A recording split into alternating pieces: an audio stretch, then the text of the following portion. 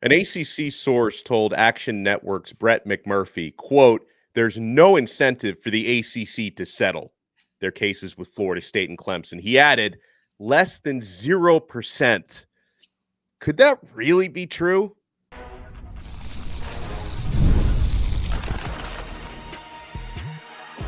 You are Locked On ACC, your daily podcast on the Atlantic Coast Conference. Part of the Locked On Podcast Network, your team every day. Well, the ACC meetings are wrapping up today at Amelia Island in North Florida. And if I could use one word to describe these past 3 days, the word I would choose to use is awkward. I am Alex Donno, host of Locked On Canes. He's Kenton Gibbs, host of Locked On Wolfpack. We are Locked On ACC. Thank you so much for making Locked On ACC your first listen and your first watch today. We're available free wherever you get your podcasts. We're free on YouTube. We're part of the Locked On Podcast Network, your team every day. Today's episode is brought to you by FanDuel. Make every moment more. Right now, new customers get $150 in bonus bets with any winning $5 bet. That's $150 with any winning $5 bet. Visit FanDuel.com/locked on to get started. All right, so, Kenton, it's so strange. Like, we know Florida State is obviously suing the ACC to exit the conference. They have declared in legal documents that they no longer consider themselves a member and they're leaving. Yet the Florida State athletic director had this remark yesterday about how, he and the university president have never actually declared that they're leaving, which they have. There's a lot of this weird posturing going on. We'll circle back to that. But so you get this statement, and Brett McMurphy, he's one of the media members of Action Network. He's covering the ACC meetings in person, providing a lot of good content, comprehensive content. And he was told from the ACC side, there's no incentive for the ACC to settle, less than 0%. Now, first of all, I didn't get straight A's in math, but I don't think less than 0% is an actual probability. That's number one. And then number two is I look at it as posturing, Kenton, because you can't say that there's 0% or less than zero incentive to settle. Maybe they don't feel like there is at this very moment, but obviously if you reach a point where you think you might lose in court, that would give you incentive to settle. I can't say on either side there's less than zero. I feel like Benoit Blanc right now. For those of you who are not familiar with the series Knives Out, with the movie series Knives Out, in the last movie Glass Onion, there was a principle where the antagonist was doing things that was objectively stupid. And Benoit Blanc said, "Oh my God, it's so stupid." And one of the other characters said, "It's so simple, it's brilliant." And he said, "No, it's just dumb." Let's start here with the less than 0% thing. Donno, it's crazy because imagine if somebody on a certain show, maybe for a network that told people, be locked in with Locked On perhaps, were to tell people, a settlement really doesn't seem likely here because, again, both sides are fighting for a level of survival that we are not. It's kind of unprecedented a little bit because the conference as a whole goes up in smoke, folds if they let you out for too cheap. And these teams can no longer compete on the highest level in their estimate if they don't go and get more money. This is not a battle of, oh, shucks, if we could just keep you around a little bit longer, or, oh, shucks, if we could just leave the conference a little bit earlier. This is a major battle for survival, number one. And number two, as I've said before, I look at this thing and I say to myself, it doesn't make sense for a settlement to be reached right now, but even as you look towards the future, it makes less and less sense to think about a settlement because by the time that one of these sides sees a settlement as the right option, it's going to be too late. The other side is already going to be like a bitter ex-partner and say, hey, you got to see this through, brother. You antagonized me and said, come outside long enough. Now I'm outside whooping on your head. Ain't no stop now. Ain't no take a break now. No, you're going to get this whooping until I'm done, until I'm finished putting belts behind from a legal sense. So I see where the no incentive to settle is, and I'm glad that other people with bigger platforms who folks consider to be smarter than us are now repeating the same things that we've been saying for months. I just think, though, it's probably a lot of posturing. And by the way, later on this episode, we are going to talk about the level of participation at the spring meetings with Florida State and Clemson, despite the fact that they're suing the conference. So it's like kind of weird. You're discussing all the future agendas and the businesses of the conference that those two schools do not want to be in going forward. I do want to talk about what has been a proposed, I don't know if you could say solution, but a proposed outcome to the ACC's role in conference realignment that actually would involve a huge change, but not one that would involve Florida State and Clemson actually leaving. And I know a lot of FSU and Clemson fans will hate this idea, but I do want to talk about it. But yeah, so the other thing that's been why I can't really take anything that Jim Phillips is saying or Michael Alford, the athletic director at Florida State. I can't really take what they're saying at these spring meetings seriously, because I am firmly of the mind that actions speak louder than words. Okay. Right. And I mentioned comments that were made by Alford, the Florida State athletic director. He was asked how long an exit from the ACC might take. Like, he was asked this question by a reporter covering the ACC spring meetings, and his response was, this is from, by the way, Brett McMurphy's report on Action Network. His response was, if you go back to the president, myself, we've never come out and said, hey, we want to leave the conference, Alford said. We have not notified the league we are leaving. And then McMurphy writes, well, actually, they have.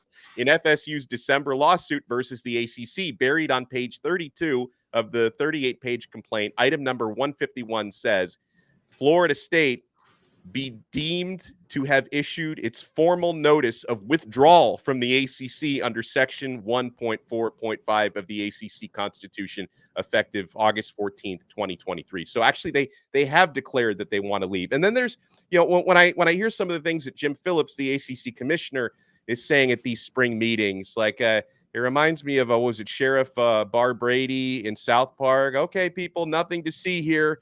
Or Kevin Bacon in Animal House. Like, everyone remain calm when he is talking about this look-in provision with ESPN, where they're kind of reviewing that TV contract before February 2025, when ESPN could technically decide to leave the deal or redo the deal. And Jim Phillips is like, oh, yeah, this is just standard thing. We're all looking inside. Everything's great. It's like, I have a hard time believing that on face value either. So, yeah, there definitely is some concern. Now, I'm with you, Kenton, that my gloom and doom level on the future of the ACC, I'm not at the level of, hey, this whole thing is going to collapse by June 30th. I think it's going to take a little bit longer than that. But this conference right now is absolutely in an existential crisis. And I cannot believe the ACC commissioner when he says otherwise, nor can I believe the Florida State athletic director when he claims they've never actually notified the ACC they want to leave. A lot of people are lying. A lot of people are just saying stuff. And I judge these situations by actions, not by words. Donno, I went to NC State for communications, and I worked for every student publication that we had, okay? And in learning a lot of the things that I did, one of the biggest things I learned is that people lie a lot. Like, that's not... and coming from Detroit, you got a certain level of honesty, because there's a level of hey, if you try to play with me like I'm crazy, there's something that's going to happen to you in the physical realm. Now, I want to say this. In learning what I've learned at NC State, I learned that you have to say alleged and all that good stuff, except when something's proven and on tape. Right. Both of these people are doing a Twitter word or a therapy word that's used way too often. Both parties are gaslighting us into trying to make us believe something. For those of you who don't know what gaslight is, that is when somebody intentionally tries to make you believe in a reality that does not exist, or tries to get you to doubt your existence in things as they exist in the current reality we live in. How the hell can you sue somebody to leave and say, oh, I never said I was leaving? If my wife serves me with divorce papers, I'm not going to sit up here and listen to her when she's like, I never said this marriage was beyond repair. I just sent you papers that said I never want to see you again. That was my lawyer. I had nothing to do with that. That my lawyer be tripping. I said I was a little unhappy. Next thing you know, she's sending the paperwork. By the way, that then, exact scenario actually happened to Miami Dolphins receiver Tyreek Hill, who like served his wife with papers and then was like, "Oh, there's nothing. I'm not getting divorced." and again, we have to say alleged when we don't know it happened. But Jim Phillips, everything is fine. Nothing to see here. This is standard procedure. To whom? To whom? How many people have been in a situation where there's a contract restructuring up and they are at risk of losing their two top dogs? Yeah. This is not by any stretch of the imagination, oh, hunky-dory, nothing to see here. Everything's fine. We're fine. You're fine. I'm fine. We're all fine. Again, folks, a lot of people misuse this word, but this is what gaslighting means. We are being deceived to believe a reality that is not here, where folks are playing with us like we're stupid, when, again, we sat here and watched the Board of Trustees meeting. I don't know how much of it Donno watched. I watched way too much of that Florida State Board of Trustees meeting before the lawsuit. Way too much of it, okay? I'm going to be honest with you. I was very enthralled by this. I was like, where's the 2x speed button? Oh, no, it's live. I have to watch this in real time.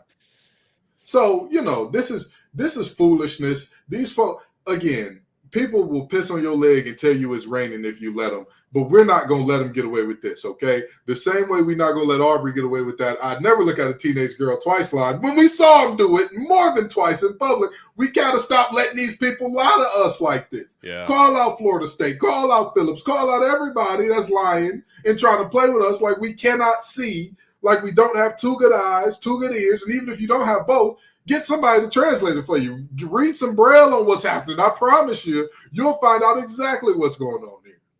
Well, I want to discuss when we come back an idea, and I'm not clever enough to have actually come up with this, but we actually, if you rewind to about a year ago, seems 7 schools within the ACC were exploring a situation where maybe it would still be an ACC, but a much different ACC with a higher amount of revenue being shared. Could there possibly be a situation where Florida State and Clemson get at least some of what they want without joining the Power Two? And again, I know a lot of Florida State and Clemson fans are not going to want to hear this, and we'll talk about the likelihood of something like this happening when we come back. You want to keep it locked right here. Alex Donno from Locked On Canes, Kenton Gibbs from Locked On Wolfpack. We are Locked On ACC. And I already know you're keeping it locked to FanDuel. Guys, these playoffs have me captivated, and I'm wagering on things left and right on America's #1 sportsbook because it's winner take all time in the NBA and NHL. And FanDuel is giving you a shot to bring home a big win of your own. Right now, new customers get $150 in bonus bets with any winning $5 bet. That's $150 to bet on spreads, money lines, player props, and so much more. So visit FanDuel.com/lockedon to make every playoff shot count. FanDuel, America's #1 sportsbook. Thank you so much for making this episode of Locked On ACC your first listen and your first watch today. Are you watching Fox Sports or ESPN on your TV all day? Have to turn down the volume with all that shouting? Make the switch to Locked On Sports today, a free 24/7 sports streaming channel programmed for you every day to bring you the biggest stories without all the screaming. Locked On Sports Today brings you can't-miss analysis, opinions, and news, streaming 24/7 on YouTube or the free Amazon Fire TV channels app, part of the Locked On Podcast Network. Your team every day. Alex Donno alongside Kenton Gibbs. Locked On ACC, by the way, is available wherever you get your podcasts free, and it's available free on YouTube. So here's an interesting scenario that's been brought up. Ross Dellenger of Yahoo Sports, who's also covering the ACC spring meetings in Amelia Island in Florida. He's bringing up, the likely exits of Florida State and Clemson, who we've covered ad nauseum, are suing the ACC. They're trying to break the grant of rights and get out. And Dellenger writes, but where exactly will they go, and whom? North Carolina maybe will follow them out the door. He says these are questions without easy answers. He points out it is unlikely that any SEC or Big Ten school will agree to accept a reduction in their TV distribution to add any school. For the SEC, that is especially so given its footprint. The league already owns a foothold in South Carolina and in Florida. Also, the SEC programs in those states would likely make a fuss if they haven't already after inviting into the league their arch rivals like Texas A&M's reaction to the SEC inviting Texas. But I'll add a footnote. It's worth pointing out that even though Texas A&M fought for Texas not to come, it still happened. So you can fight sometimes, you don't really have control over that. He writes, in order for the Big Ten and SEC to expand, they likely need more money from their television partners, a lot more than $100 million a year. That's primarily Fox for the Big Ten and ESPN for the SEC. He says there's one problem with this. There isn't as much money in the market as there once was, said a conference official. And what of the Big 12? I guess we'll skip over that because no one wants to hear about the Big 12 right now. But he goes on to say that, hey, administrators from 7 schools, that was the Magnificent 7 from last year, FSU, Clemson, UNC, Miami, NC State, Virginia, and Virginia Tech, met multiple times last spring over the matter in what was described as a serious endeavor. It fizzled over legal fears, mostly from university presidents and councils. So the maneuver idea there would be, Kenton, and again, this fizzled last year. I don't know if there'd be any interest in revisiting this. I think the move there would be basically these ACC teams trying to find a majority to disband the conference, and then they form their own league, maybe trimming some of the fat from, the schools that are currently in the ACC that don't bring in that type of revenue. I mentioned that Magnificent 7. Maybe they would add somebody like Duke to that equation to bring in an 8th team. Obviously, Duke has a lot of brand value. And, you cut a new TV deal where it might be similar than the current ACC money, but you're splitting it up amongst 8 schools instead of 17 schools. I wonder if that could be a viable option because, as Dellenger mentioned, I know a lot of folks have already said, hey, guys, don't even worry about this. Like the Big Ten, they definitely want Florida State and Clemson. Dellenger did point out that any further expansion on those conferences would require every school within those conferences to take a smaller piece of the pie. Well, let's call Rosie O'Donnell and Tom Hanks because it looks like they're forming a league of their own. No, but in all seriousness, this is not to be taken all that serious because, again, you have to find 8 schools that are willing to do this, and let's be very serious about what's happening right now, right? And I think actually with adding SMU, Cal, and Stanford, you would have to find now more than 8 schools because once they officially enter and you need a majority, you would need 9 out of 17. 8 out of 17 would no longer be enough. Okay, so you need 9 schools to go along with this, right? Those 9 schools, or let's say you get 9 or 10 on board. The 9 or 10 on board would have to include Florida State and Clemson, correct? Yeah, fair. Now, let's be smart about this, boys and girls. The same sauce that's good for the geese is good for the gander, correct? That's what I've always learned. Now, the same thing that's keeping Florida State and Clemson in court is the grant of rights. It means, hey, this is not a leave whenever you want type of deal. This ain't at-will employment. This is a big deal. We're talking millions being wrapped up in a contract. It works both ways.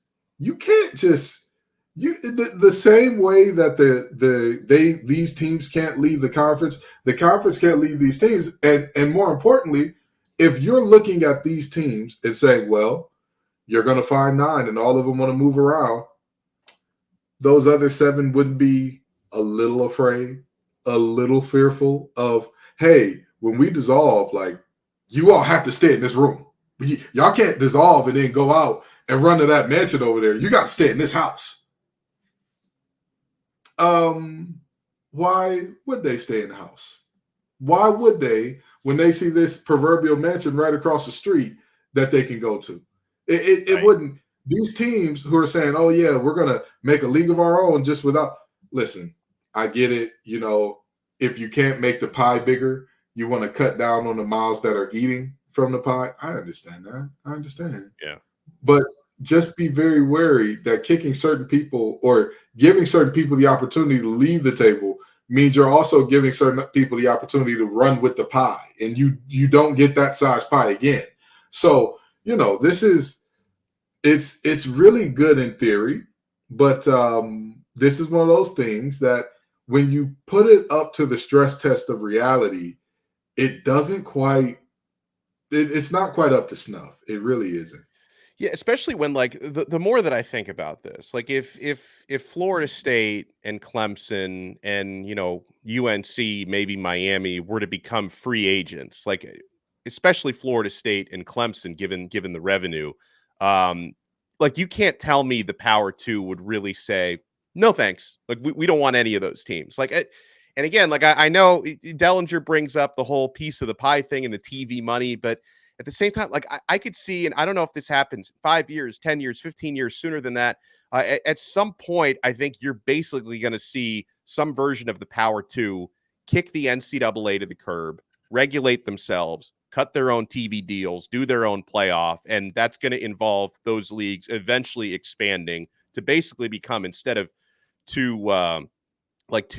divisions, it's going to be more like NFL conferences, like two mega powers on each side that are going to do their own thing. And so I think eventually a lot of these power brands that are currently in the ACC are going to find a home over there. It's just going to depend on how long, because I don't think this sort of expansion and that sort of revolution is going to happen overnight. I think it is going to take some time, but I think that's the direction we're moving in, where the Power Two basically becomes the NCAA for football. And they do their super league thing that we've talked about, where they are going to have collective bargaining at some point. I think we're going to get to that. Yeah, no, I 1,000% agree. And my biggest thing about it is this: I think we're headed towards a singularity where, again, college football separates from the NCAA altogether. And the only difference in what I see happening and what you see happening is, I believe that at some point in time, the money will get so tight and they'll want such big deals that it's going to make more sense for football to just say, hey, we need to go to the table together. And I hate to reference Planet of the Apes, but even go back to the ones from, what was it, about 10 years ago or so, Apes Together Strong. Like that's what the principle is going to be here. Everybody's going to look around and say, hey, y'all are fighting for scraps in your deal. You're fighting for scraps. Let's tell these people, if you want college football, you've got to take all of college football, and you've got to pay a pretty penny for it. And that'll be a much easier negotiation than, hey, our conference wants to negotiate. Our conference wants to negotiate. Our group of five conference wants to negotiate. Help us out. So what that we just took in, whatever school from middle of nowheresville that has like 10,000 kids there, we've won enough to now be a group of five team. So I think it'll be a much easier thing where, again, they're moving towards a singularity and all that. And that's going to be the restructuring that we see, more so than the ACC imploding and trying to negotiate on its own based on the Magnificent Seven. Because, again, the most magnificent two of the Magnificent Seven will be gone. They'll be gone in the wind. If you give them the opportunity, they'll sit there and say, oh, yeah, of course, by handshaking and we love you guys, we'll be here forever. But do you remember when it was that, what was the alliance they called it, where it was the Big Ten, the Pac-12, In the Pac-12. It was just the Big Ten and ACC, Pac-12? right? Okay, the ACC was in it too. I thought so. So how long did that last? Where are most of where are the best Pac-12 teams at now? Yeah, we're all in the Big Ten. That was some alliance. All of that handshaking and, oh, yeah, we're going to be good to you. We'll take care of you. Put it on ink. If you don't put it in writing that this is specifically the deal, it's not going to matter. And so, objectively speaking, if you give Florida State and Clemson the opportunity to leave, unless they have it on ink, like, hey, we are agreeing to become the Magnificent Nine or Divine Nine or whatever you want to call. Actually, no, Divine Nine is already taken. Yo to the good news, but that's neither here nor there. If you are deciding, hey, we want to be the nine that are going to break this thing apart, unless you can get Florida State and Clemson to write on a dotted line, hey, we're sticking around with these 7 schools, which, by the way, I don't know if y'all know this, but Clemson and Florida State are not showing a great track record of honoring deals they signed. You're not gonna keep them in that grouping. So that restructuring with around less teams, same pie, it's extremely unlikely. So the ACC spring meetings are wrapping up today. I guess they wrapped up yesterday. How involved were Clemson and Florida State in everything that transpired my friends, you want to keep it locked right here on this brand new episode of Locked On ACC.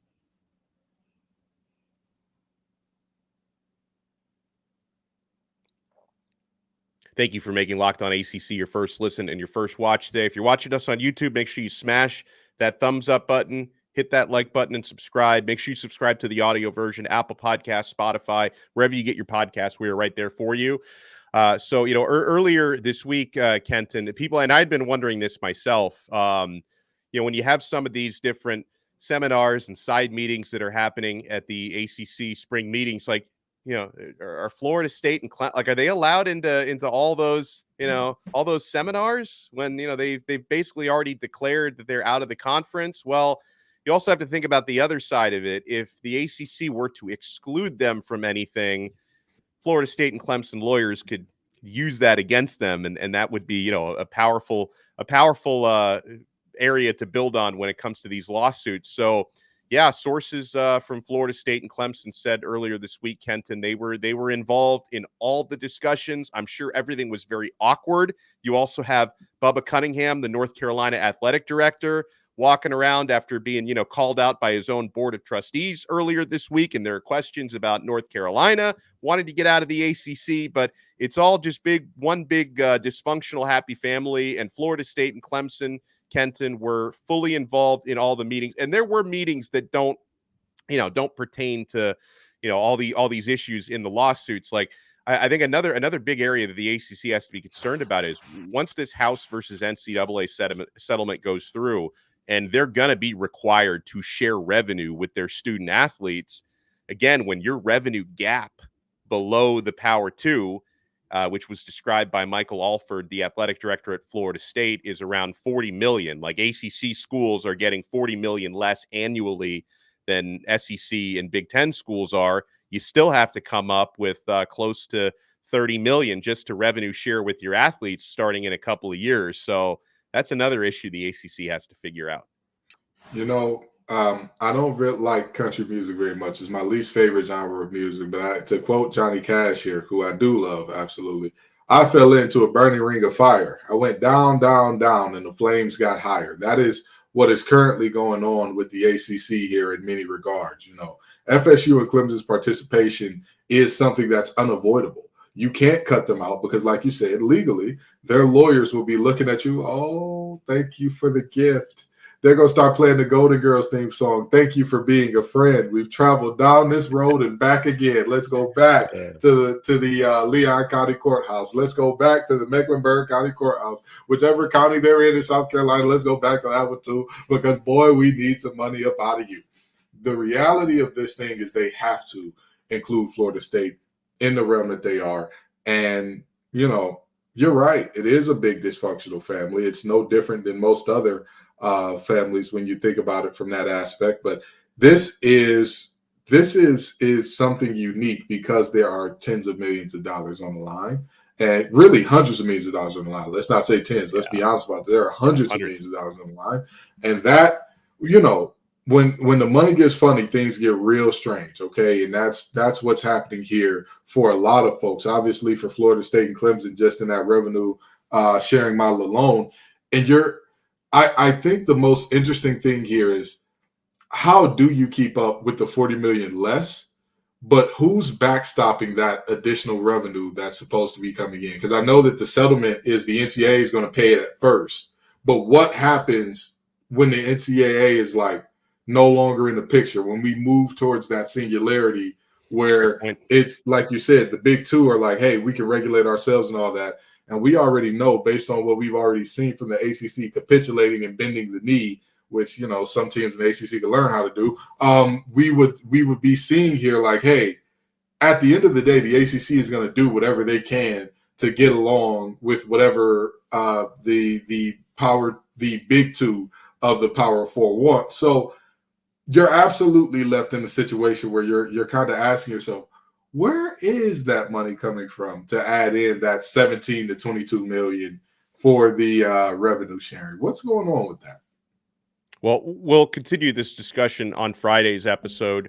We'll take another look back at the ACC spring meetings and where we go next. And there are definitely some more details from North Carolina has become a soap opera with all these trustees, and the interim chancellor is talking, and Bubba Cunningham, the athletic director, is going around. He's under a lot of scrutiny. So we'll get more into that on Friday. He's Kenton Gibbs from Locked On Wolfpack. Follow him on X at TGIF_Kenton. I'm Alex Donno from Locked On Canes. Follow me at Alex Donno, and we'll talk to you guys again next time on another episode of Locked On ACC, part of the Locked On Podcast Network. Your team every day.